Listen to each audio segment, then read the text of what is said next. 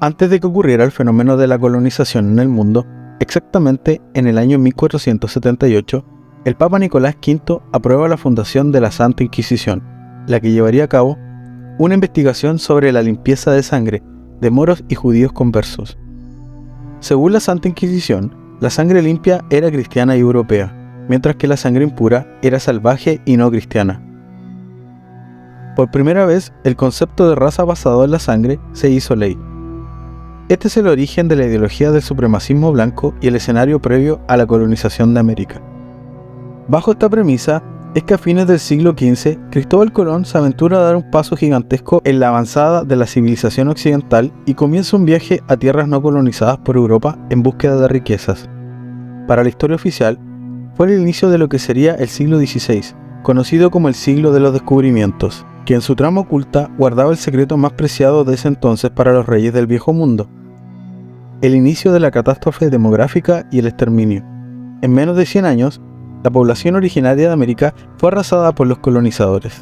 Cabe recordar que la corona española, bajo la doctrina del descubrimiento, es favorecida por el Papa Alejandro VI.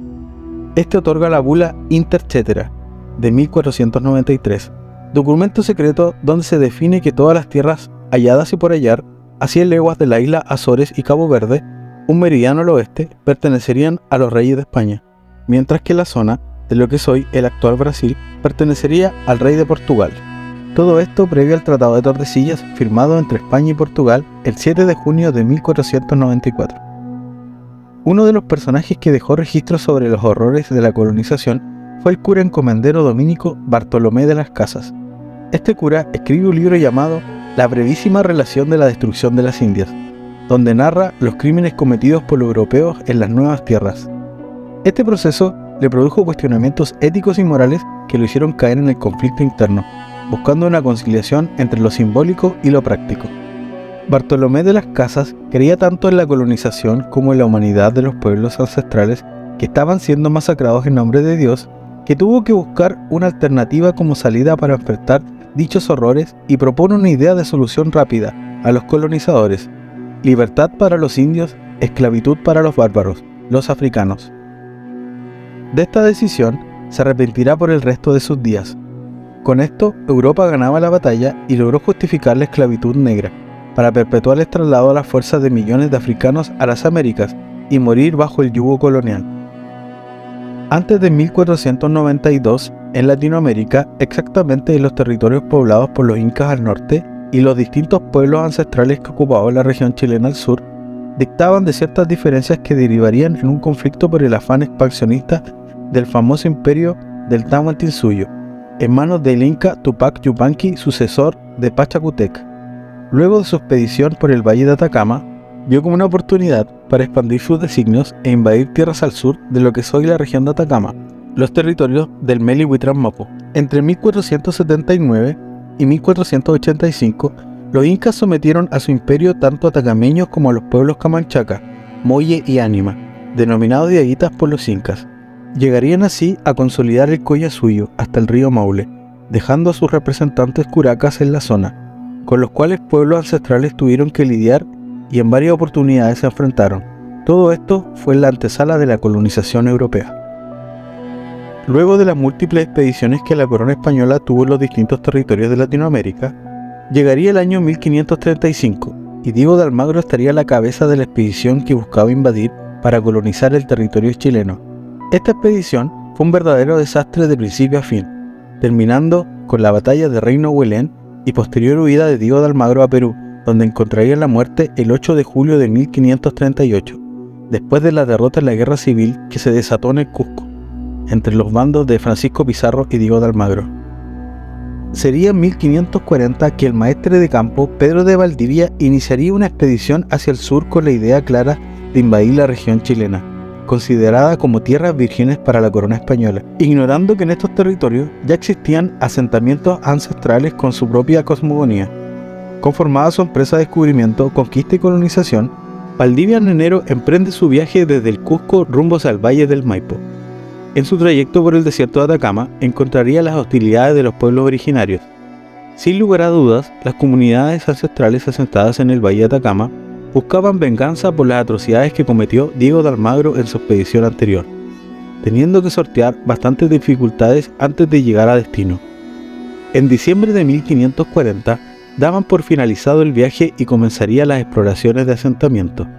Es así como el 12 de febrero de 1541, Valdivia y sus huestes fundan Santiago del Nuevo Extremo, en los alrededores del asentamiento de pueblos ancestrales que ya habitaban la zona, situación que les traería más de un problema a Valdivia. Cabe mencionar que la zona donde se levantó Santiago en el Valle del Maipo se encontraba una ciudadela inca de similares características al Cusco.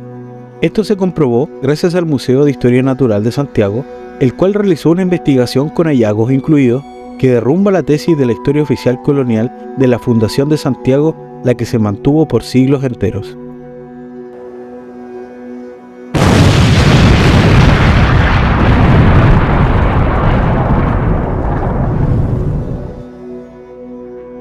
Para Pedro de Valdivia y su empresa de conquista, los propósitos de extender su dominio eran claves, sobre todo por la inseguridad que le causaba estar aislado del virreinato del Perú.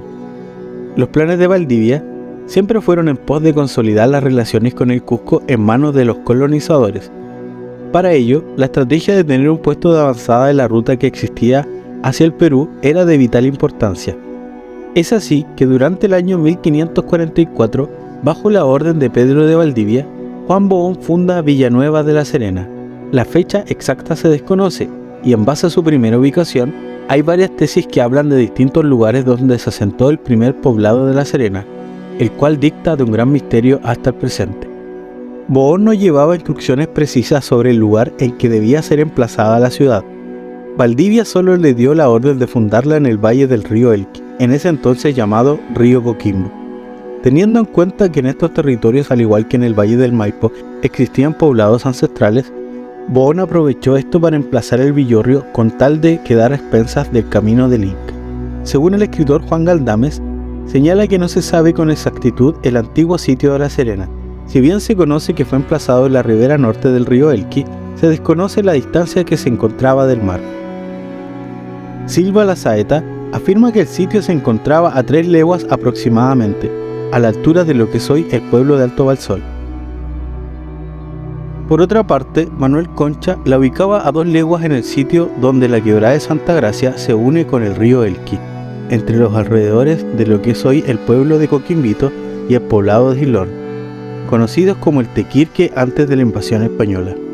Juan Galdames, sacando conclusiones de sus estudios sobre el tema, en el artículo La Serena y su evolución urbana, publicado en la Revista Chilena de Historia y Geografía del año 1964, afirma que luego de recabar antecedentes, el villorrio de La Serena se situaba a media legua del mar y a media legua al norte de la ribera del río Elqui, exactamente de lo que hoy en día conocemos como la Compañía Baja. Luego de la fundación del primer poblado, los años venideros serían una total apuesta, debido a la dificultad de los primeros tiempos, la escasez de recursos y una reducida población, dieron la imagen modesta de un prematuro villorrio en el norte semiárido. En 1548, 4 años después de haber sido fundada Villanueva de La Serena, llegaban a Copiapó refuerzos que Valdivia había solicitado con urgencia para continuar con su plan de exterminio y colonizaje. Bajo la orden de Valdivia, viajan a su encuentro el capitán Francisco de Villagra junto con una decena de soldados. En su paso por La Serena, Villagra ordena a Juan Bohón que lo acompañe junto a sus soldados acantonados en la aldea. Una vez que los colonizadores en Copiapó hubieran cumplido su cometido de recibir a las tropas enviadas desde el Perú, Villagra retorna con ellos hacia Santiago, dejando a Bohón con la treintena de soldados bajo su mandato en el Valle de Atacama. Aprovechando esta situación para cobrar venganza, las comunidades ancestrales preparan una emboscada y les atacan, forjando así una batalla campal en un poblado llamado Los Loros, capturando con vida a Juan Bohón para pasearlo por todo el valle de Copiapó y posteriormente darle muerte. Los pueblos ancestrales de los alrededores del villorrio de La Serena, al conocer semejante victoria de las comunidades del Valle de Atacama, preparan su emboscada en señal de venganza para llevarla a cabo el 11 de enero de 1549, bajando por la quebrada de Santa Gracia, destruyéndola por completo y dando muerte a cada uno de los colonizadores que se encontraban en la aldea. De este suceso sobreviven 2 soldados, uno de ellos llamado Juan Cisternas, que según historiadores es el que logra llegar a Santiago con la noticia de la destrucción de La Serena. A raíz de estos sucesos es que nace una leyenda que hasta la actualidad permanece en el imaginario colectivo de la gente de la zona. Me refiero a la leyenda de la Virgen de Andacollo. Cuentan las crónicas de la época que uno de los soldados sobrevivientes del ataque de La Serena llevaban consigo la imagen de madera de la Virgen del Rosario y que a causa de sus heridas la dejaría abandonada entre los breñales de los cerros de Andacollo. Al tiempo después sería encontrada por el nativo Coyo, dando origen a la leyenda y adoración de la Virgen de Andacollo, fiesta religiosa que reúne a miles de devotos que viajan a venerarla cada año. La destrucción del villorrio de La Serena ocurre en el contexto de la Guerra de Arauco. La mayor parte de los diaguitas optaron por resistirse a la conquista de la corona española, comenzando así las tres guerras calchaquíes, que se extendieron desde 1560 hasta 1667. Estas se desarrollaron en lo que es hoy Argentina. Pedro de Valdivia, luego de enterarse del desastre del villorrio de La Serena, insiste en el plan de colonización e idea una campaña de pacificación y exterminio donde con fecha 20 de junio de 1549 le confiere el título de teniente gobernador y capitán del norte de Chile a Francisco de Aguirre, militar de confianza y conocido por su crueldad a la hora de actuar. La idea de Valdivia era terminar para siempre con las resistencias de las comunidades ancestrales que habitaban en los territorios del norte, para seguir con el plan de su empresa de descubrimiento y conquista y colonización, desde el arribo a tierras del sur. El 26 de julio de 1549, Francisco de Aguirre emprende el viaje al norte, arribando a los pocos días al valle de Coquimbo con un gran contingente de soldados y armas. Teniendo en cuenta los sucesos acaecidos hace un tiempo, es que tomó la determinación de emplazar el nuevo villorrio al margen sur de la ribera del río Elqui, desalojando de su asentamiento a comunidades ancestrales, las cuales asesinan a diestra y siniestra, dejando vivos a una decena de hombres que esclavizaron para su beneficio. Incendiaron y despejaron el lugar para situar el nuevo poblado, en donde estaba el corazón del asentamiento nativo. Edificaron la plaza de armas con los símbolos que representaban a la corona española durante la colonización de América: la cruz, la espada y la horca, símbolos que de por sí, a pesar de ser la antítesis el uno del otro, nunca estuvieron separados. Con fecha 26 de agosto de 1549, Francisco de Aguirre refunda la ciudad bajo el nombre de San Bartolomé de La Serena. Siguiendo con el mandato de Pedro de Valdivia, se conformó el cabildo de la ciudad y la repartición de tierras. En el acta de fundación se menciona ciudadanos a Gonzalo de Peñalosa, Diego de Rosas, Cristóbal Martín, Esteban Zavala, Garci Díaz, Luis Ternero, Pedro Cisternas, Diego Sánchez Morales, Baltasar Barrio Nuevo, Bartolo Ortega y el escribano Juan González. Las tierras que se repartieron entre los nuevos pobladores de La Serena comprendieron los sitios que estaban situados al poniente de la nueva ciudad por el sector de Las Vegas Sur. Estas eran adaptables para la agricultura. El 4 de mayo de 1552, en Madrid, Carlos V le concede el título de ciudad a San Bartolomé de La Serena. Por otro lado, el 25 de diciembre de 1553, Pedro de Valdivia y sus huestes sufrieron un revés en Tucapel, donde sería asesinado en conjunto de sus acompañantes. Para la historia oficial, este suceso sería conocido como el desastre de Tucapel, mientras que para la historia antagónica se le conoce como la victoria de Tucapel. Dentro del concepto de historia, es de vital importancia el reconocer a la colonización como un periodo oscuro y hostil en la historia de la humanidad, donde Occidente mermó y condicionó por completo la cotidianidad de las múltiples culturas ancestrales, las cuales tenían una cosmogonía propiamente tal en su universalidad del conocimiento totalmente distinta a la visión occidental, colonial y antropocéntrica de la vida. La llegada del hombre blanco fue un retroceso para la multiculturalidad de los pueblos ancestrales que habitaban los territorios antes de la invasión europea. Múltiples historiadores coinciden que el 12 de octubre, conocido como el Día del Descubrimiento de América, el Día de la Raza o el Encuentro de Culturas, fue el inicio del genocidio más grande de la historia. Al menos 90 millones de indígenas fueron exterminados.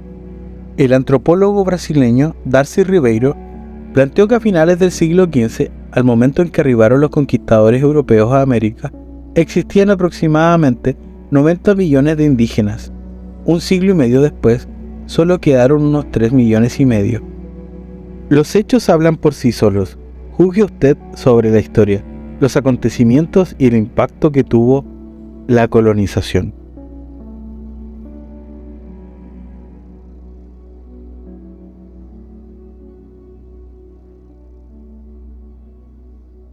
Si te gustó este video, suscríbete y activa la campanita de notificaciones. Y no olvides comentar y darle me gusta al video. Nos vemos en la siguiente historia de Panteón Urbano. Si quieres ver nuestros videos anteriores, haz clic en los recuadros.